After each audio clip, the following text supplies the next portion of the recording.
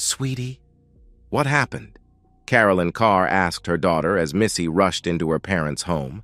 She embraced her sobbing daughter, patting her on the back with one hand and stroking her head with the other. "Ben's gone!" Missy wailed. "He had these sent to me at my job!" she cried as she pushed back from her mother before thrusting the envelope into her father's hands. Frank Carr took the envelope as his wife wrapped their daughter into her arms and hugged her to her breast. "Where's Benjamin? Does Ben still have him?" Frank asked his daughter. In her state, Missy didn't need to be driving around with her son in the car. "Yes," Missy gasped between her sobs and tears. Ben had dropped Kevin, his and Missy's youngest son, off with Frank and Carolyn earlier in the day and asked his in-laws if they could watch Kevin since he had some errands to run with Benjamin. Barely 2 hours later, Missy had called her parents in near hysterics after being served divorce papers at work. She had driven to her parents' house despite their pleas to let them pick her up. Frank sat on the love seat as his wife and daughter collapsed into each other's arms on the sofa. Carolyn was stroking their daughter's hair as she cried into her mother's chest. Frank extracted the documents from the envelope and read petition for divorce across the first document. He shook his head grimly as he read the document. There had been no notice or discussion between his soon-to-be ex-son-in-law and his wife. That jerk had served her at work with no heads up, much to his daughter's shock, mortification, and humiliation. As Frank read the document, he looked up, puzzled. "Missy, he's filing on the grounds of adultery. Did you cheat on him?" "No! He has it in his mind that I had an affair with a friend from work. It's not true. I would never cheat on Ben. I love him." Missy wailed the last sentence in a cry that sounded like a wounded animal. "I will nail his back to my office wall," Frank thought to himself. "Making up false allegations to defame Missy and secure a divorce. The son of a blip has probably been cheating on her." As Frank continued to read the divorce petition, he could feel his left eyebrow rising, a sure sign of displeasure. "Missy, why would Ben think that you are cheating on him?" he asked. Missy glared at her father and then looked imploringly at her mother. "I don't know. I may have hugged one of our salespeople when he made a big sale." The statement came out as a question as Missy tried to figure out what her husband could have seen and misunderstood. "And that was it?" Frank asked. "An innocent hug with a co-worker?" Missy continued to glare at her father in exasperation. "He kissed me at an after-work happy hour. I had too much to drink, and as soon as I came to my senses, I pushed him away. But that's all that happened, I swear." As Frank continued to read, his eyebrow continued its climb towards his forehead, a tick that did not go unnoticed by his wife. "What are you getting at, Frank?" Carolyn asked, with an edge to her voice. "Are you accusing your daughter of something?" "No, or at least not yet. But we've known Ben for what, 7 or 8 years now? I work with him every day. This is completely unlike him, so I'm trying to figure out where his head is at." "Up his own back," Carolyn snapped at Frank as she continued to soothe Missy. She had brought Missy a box of tissues, and there was a growing pile of used tissues on the coffee table in front of her. "How can you even consider taking his side after what he did to our daughter?" "I'm not taking anyone's side until I get through reading this petition," Frank said. "Who is he accusing you of cheating with?" Frank asked his daughter. "And why does he think it was an affair instead of an innocent hug and a drunken kiss?" Missy pulled away from her mother and wiped her face with a tissue. "He thinks I've been having an affair with Andy Hebert, one of our sales reps. I haven't, though. He must have seen something and misunderstood it." Frank nodded his head slowly. "What do you think he might have seen?" Missy started crying again. Frank's expression was slowly changing from understanding and sympathetic to what his wife called his stone-face look as he continued to read through the documents. "Ben is asking for a 50-50 custody split of Benjamin, naming himself as the custodial parent." Frank looked at his daughter, his expression grim. "He's not asking for custody of or visitation with the minor known as Kevin Andrew Davis. He is further asking that his name be removed from the birth certificate of the minor Kevin Andrew Davis and that Kevin's last name be changed. Carolyn and Missy both gasped at that revelation. Missy dove into her mother's arms and began sobbing and wailing. "Missy! Missy! Look at me!" Frank said loudly over his daughter's cries. Missy paused in her crying and looked at her father. Carolyn Carr looked at her husband with agitation at his lack of empathy for their daughter. "Ben is accusing you of cheating with Andy Hebert. Kevin's middle name is Andrew because you said you'd always liked that name. I'm going to ask you again. Did you cheat on Ben with this Andy guy?" In reply, Missy let out a loud wail and began to sob loudly in her mother's arms. Carolyn looked at her husband in anger. "Will you please drop this?" she hissed at her husband. "Did you know?" Frank asked his wife. "Did I know what?" she asked. Frank could see the rage boiling up in his wife's eyes. Frank held up a sheet of paper. "This is why Ben is not asking for any share of custody for Kevin. It's a DNA test that says there is a less than 0.2% chance that Ben is Kevin's father. So, tell me, Carolyn, how long have you known about this?" After nearly 30 years of marriage, Carolyn knew her husband better than he knew himself. She knew that her marriage was on the precipice.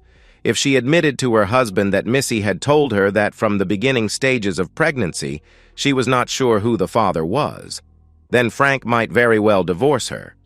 If, however, she lied, and Frank found out that she lied, then her marriage would definitely be over.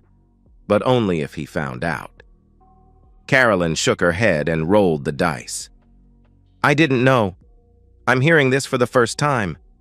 I think Missy is as shocked as we are." "I doubt that," Frank said dryly. "But there's one way to put my mind at ease. I want to see both of your phones." Carolyn suddenly stood and angrily pointed her finger at her husband. "You will not be invading our privacy. You are not going to go through our phones." Frank looked at his wife and nodded slowly. "They say that people who have nothing to hide, hide nothing. I'm guessing you have a lot to hide, so let me put this to you very clearly, so there is no chance of you mistaking or misunderstanding what I'm saying. Either the two of you unlock your phones and hand them to me right this instant, or I'm filing for divorce tomorrow." Carolyn looked at her husband through eyes squinted with rage and shouted, "I've never given you a reason to distrust me. We are not giving you our phones and we are not getting a divorce." Frank scowled at his wife. "I've caught you in plenty of little lies over the years. I've always let it go because I figured the argument we'd have about the lies wouldn't be worth the hassle. Shame on me for enabling you all these years. For all I know, the lies you've told me were covering up your cheating. Before today, I wouldn't have considered that. But now, seeing your daughter trying to fool her husband into raising another man's child? Flip that noise. The blinders are off. It's your phone or a divorce, and if you think I'm bluffing, mess around and find out." This was a side of Frank that neither Carolyn nor Missy had ever seen. The grim determination brooked no compromise. "Forget you!" Carolyn shouted, her teeth bared in a nasty snarl. "I'll clean you out in a divorce. I'll take everything you have and you'll be lucky to live in your car." Frank rose from the love seat, tossing the paperwork onto the coffee table. He looked at his wife and daughter and shook his head as he walked towards the kitchen. He returned a minute later carrying a plastic Ziploc bag. He inverted the bag on his hand and, using the bag as a glove, picked up a handful of the used tissues sitting in front of Missy. He inverted the bag back to its normal position, trapping the tissues inside, and then he closed the Ziploc seal by running it between his thumb and index finger. "What are you doing with that?" Carolyn asked as she moved toward Frank, her voice increasing into a shout. She was trembling with barely suppressed rage as she pointed to the baggie containing the used tissues. In nearly 30 years of marriage, Frank had never witnessed this aspect of her personality. He began to wonder if he knew his wife at all. "I'm going to find out from Ben who he used for the DNA test to find out that Kevin was not his son. Then I'm going to find out if Missy is my daughter or if you have been lying to me for nearly 30 years. Carolyn let out a screech and lunged at Frank, her fingernails digging and clawing at his face. Unless it has happened to you, it is hard to describe the effect of having the wind knocked out of you. It is such a commonly uttered phrase, but most people have never actually experienced it. Getting the wind knocked out of you induces panic as the air is instantly forced out of the lungs as they deflate. Being unable to breathe or take any air into your body strikes terror into the mind as you think you are about to die.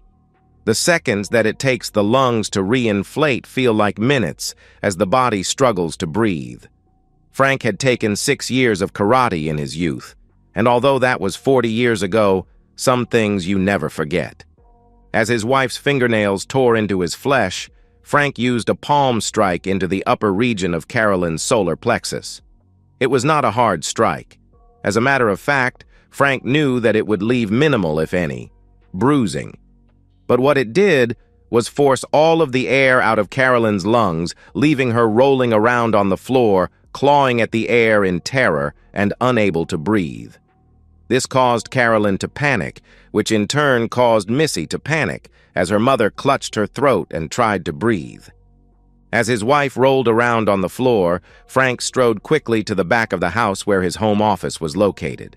He knew that within a minute or so, Carolyn would be back to breathing normally, and he wanted to be out of the house as soon as possible. Frank grabbed his MacBook Air and his iPad, and he quickly logged into their Wi-Fi router and changed the password to the router. Carolyn could still use her phone to access the internet, but she got frustrated doing anything but scrolling Facebook or Reddit on her phone. Any sort of banking or credit card activity she would want to do from the Windows desktop in her shed. Frank quickly threw a couple of changes of clothes into his backpack and left his house, walking past his wife who was sitting up taking in deep, gasping lungfuls of air, and said farewell to 30 years of a mostly happy marriage. Frank drove quickly away until he reached the nearest McDonald's where he used their Wi-Fi system to log into Safari. Frank logged into American Express, paid off, and closed their joint Amex Gold card. Frank then logged into Chase and paid off and closed out their joint Chase credit card before logging into Chase Bill Pay and issuing a check to himself, care of the landscape company he owned, for half the remaining balance in their joint account. Frank's landscapers took care of his yard, and he paid his company a nominal fee to maintain legitimacy, so he had long ago set up his company as a payee. "Frank," Adam Davis said, his flat tone devoid of inflection. "Hi, Adam," Frank said to his daughter's soon-to-be ex-father-in-law. "It's a hell of a situation, isn't it?" "Doesn't get much worse," Adam said, opening the door for Frank. "Let's go to the patio and watch the golfers. Bourbon?" The Davis house was on a cul-de-sac that backed up to the country club golf course, of which both families were members. Adam's wife had won the club's women's championship for the last 4 years, a fact of which Adam was extraordinarily proud. After settling on the Davis patio with bourbon in hand, Frank started the conversation. "How is Ben doing?" Adam cocked his head at Frank as if asking, "Seriously?" "I know.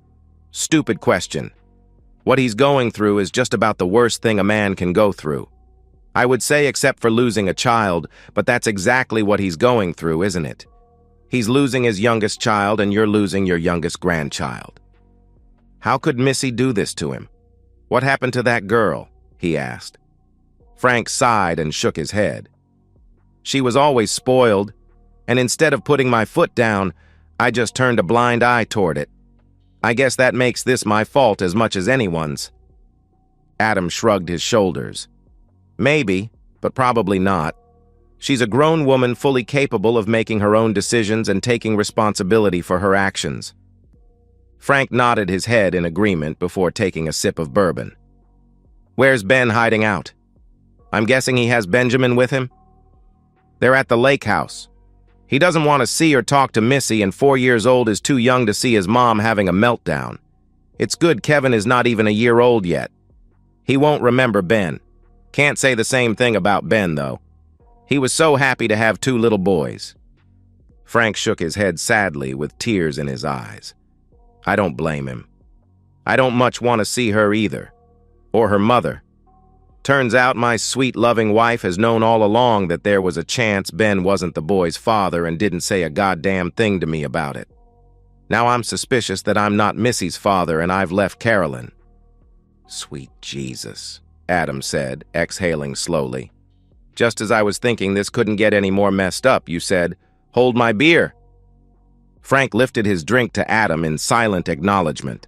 Adam said, "As annoyed as I am, you should see Babe. She scares the shit out of me." Babe Davis was Adam's wife of 32 years.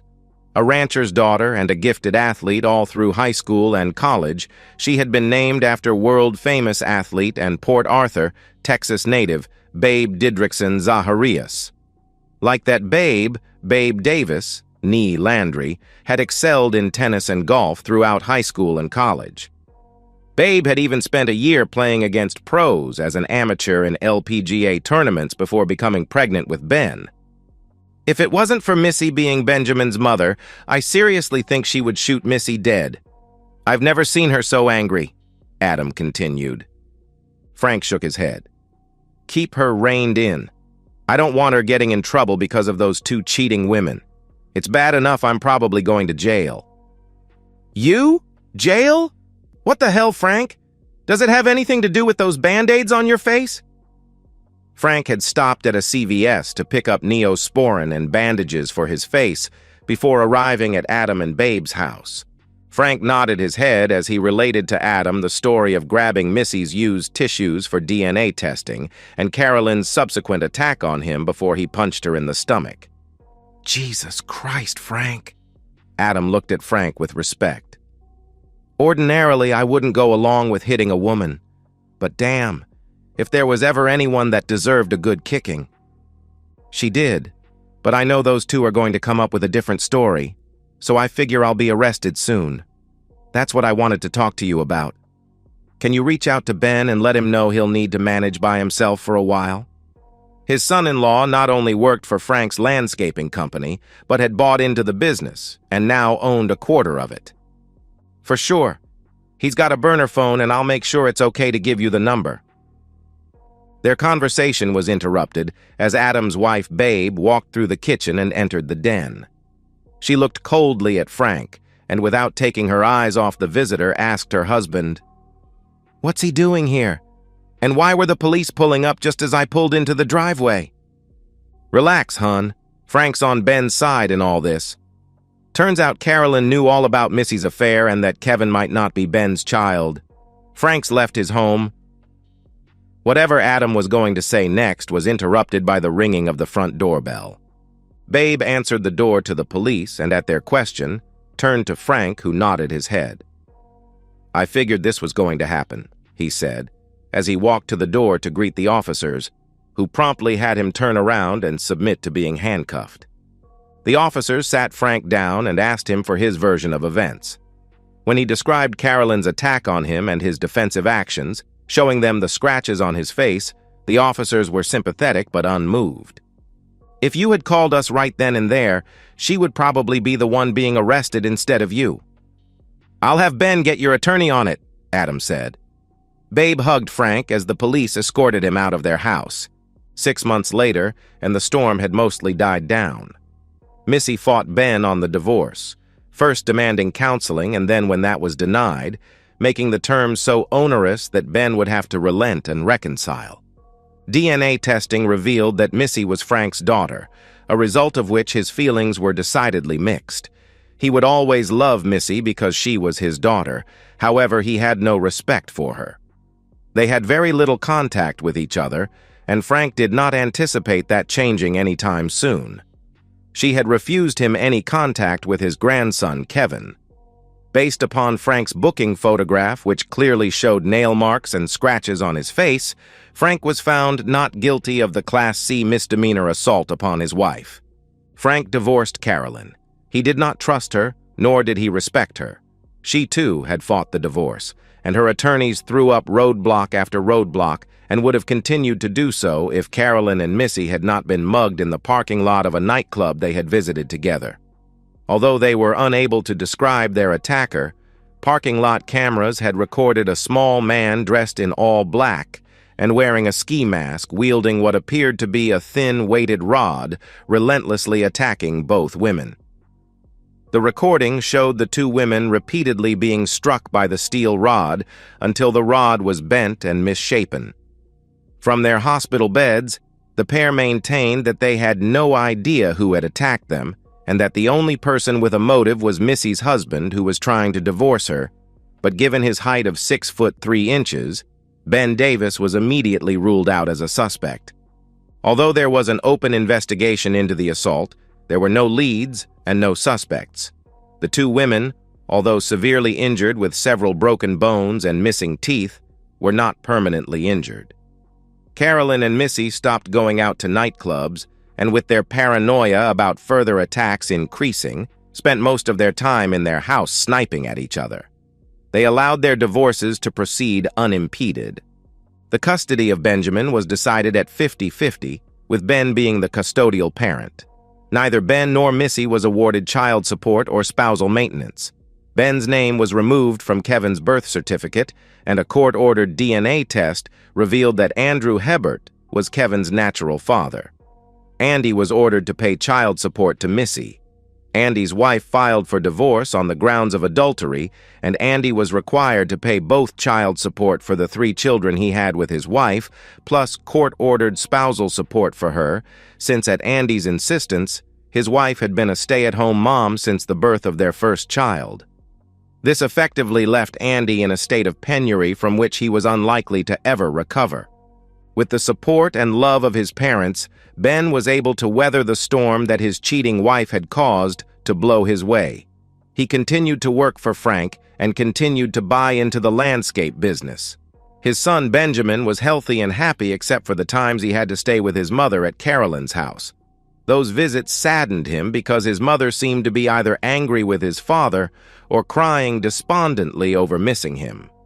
His grandmother seemed to be in a continual state of rage directed against his grandfather. The fact that Frank was a much sought-after date partner for the single women of their country club added fuel to the fire that raged within Carolyn. Adam and Babe continued to provide support for their son and grandson whenever needed.